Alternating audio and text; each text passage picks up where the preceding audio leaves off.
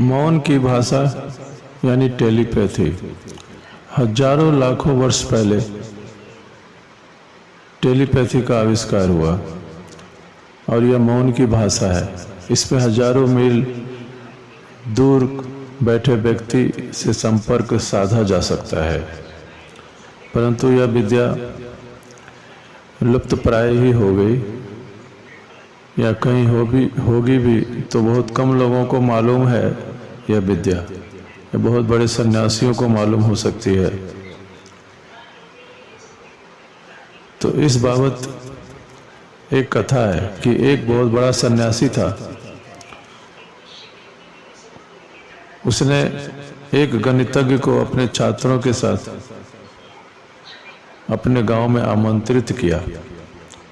तो वह गणितज्ञ अपने 30 छात्रों के साथ एक छोटे से गांव में उस सन्यासी के आश्रम में पहुंचा।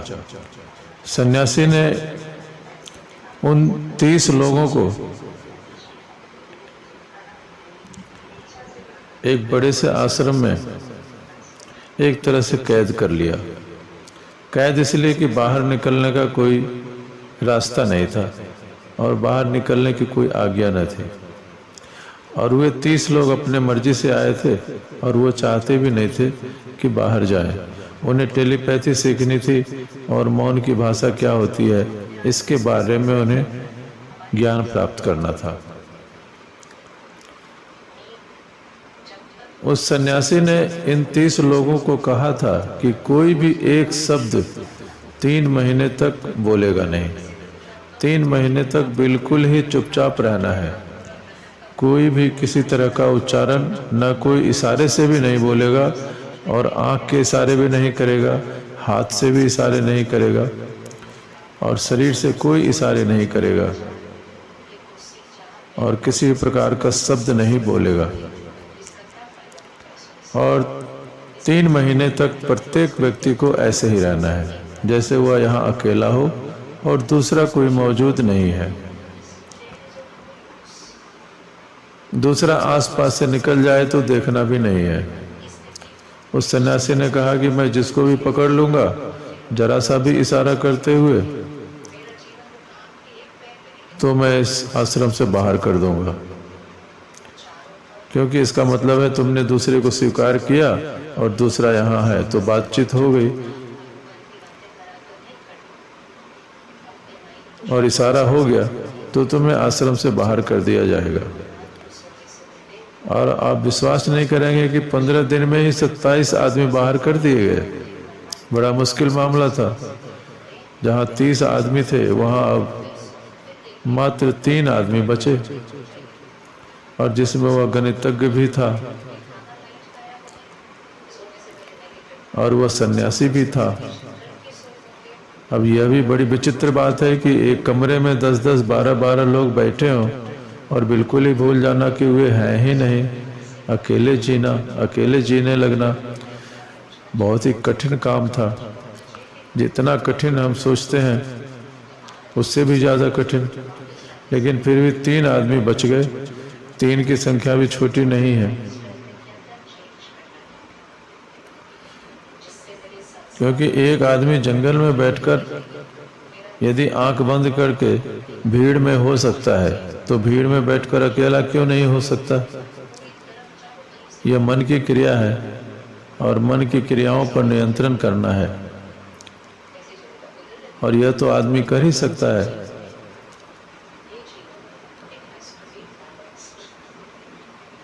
अंत में 2 आदमी बच गए, एक वह गणितज्ञ और दूसरा सन्यासी। तीसरा भी बाहर निकल गया।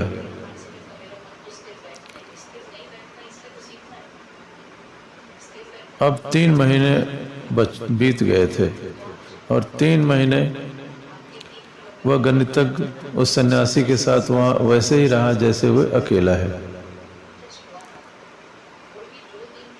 बाहर की दुनिया बिल्कुल भी भूल गई। और जो आदमी दूसरों को भूल जाए वो अपने को भी भूल जाता है। स्मरण रखें, अगर अपने को याद रखना हो तो दूसरों को भी याद रखना जरूरी है। क्योंकि मैं और तू एक ही डंडे के दो छोर हैं। इसमें एक गया कि दूसरा भी फौरन गया। या तो दोनों बचते हैं या दोनों चले जाते हैं। कोई कहे कि मैं को बचा लूं और तू को भूल जाऊं तो असंभव है, क्योंकि मैं जो है वह तू की ही चोट है, वह तू का ही उत्तर है। अगर तू भूल जाए तो मैं बिखर गया, और मैं भूल जाए तो तू विदा हो गया।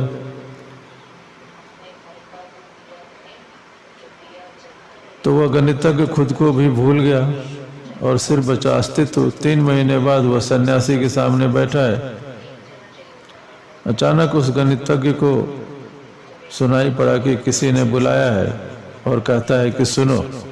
उसने चौंक कर चारों तरफ देखा कि कौन है, लेकिन कोई बोल नहीं रहा। सामने सन्यासी बैठा है।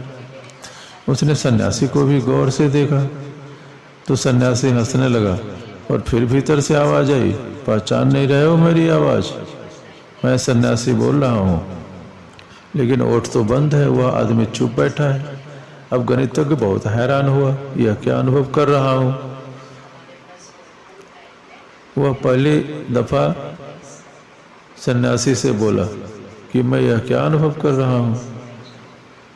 तो सन्यासी ने कहा, अब तुम उस जगह पर आ गए हो कि मौन की भाषा समझ सको, जहाँ बिना बोले ही शब्द को समझ सको और सुन सको। अब मैं तुमसे सीधे बोल सकता हूँ, शब्दों की अब जरूरत है ही नहीं।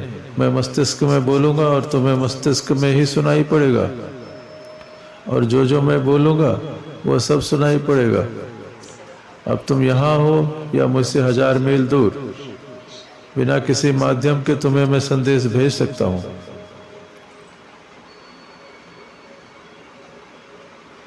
तो यह मौन की भाषा है, और मौन की भाषा के लिए अपने आप को सबसे पहले भूलना पड़ता है। बुद्ध और महावीर भी मौन की भाषा बोलते थे।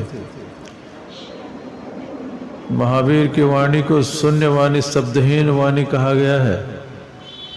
उन्होंने सीधा कभी नहीं बोला, किसी के भीतर से ही बोला, और किसी ने उसे बाहर फिर प्रकट किया। बुद्ध ने एक दिन अपने सारे भिक्षुओं को इकट्ठा किया और हाथ में एक कमल का फूल लेकर वहां आए और बैठ गए, और कमल के फूल को देखने लगे। देखते रहे। लोग हैरान हो गए। काफी समय बीत गया। लोगों में बेचैनी शुरू हो गई, क्योंकि बहुत देर हो गई और वो चुप बैठे हैं। बेचैनी बहुत बढ़ गई तो किसी ने खड़े होकर कहा, आप कर क्या रहे हैं? हम आपको सुनने आए हैं, आप बोलते ही नहीं। तो बुद्ध ने कहा, मैं बोल रहा हूँ, सुनो सुनो। लेकिन लोगों ने कहा, आप कुछ बोलते नहीं, क्या सुने? तभी एक भिक्षु जिसका नाम महाकाश्यप था वह हंसने लगा। तो बुद्ध ने उसे बुलाकर वह फूल दे दिया और कहा कि सुनो, जो शब्द से नहीं बोला जा सकता था वह मैं तुमसे मस्तिष्क में कह चुका और भीतर ही बोल चुका। और भीड़ को कहा कि वह मैंने जो कहना था वो महाकाश्यप से कह दिया। अब तुम्हें पूछना हो तो महाकाश्यप से पूछ लेना।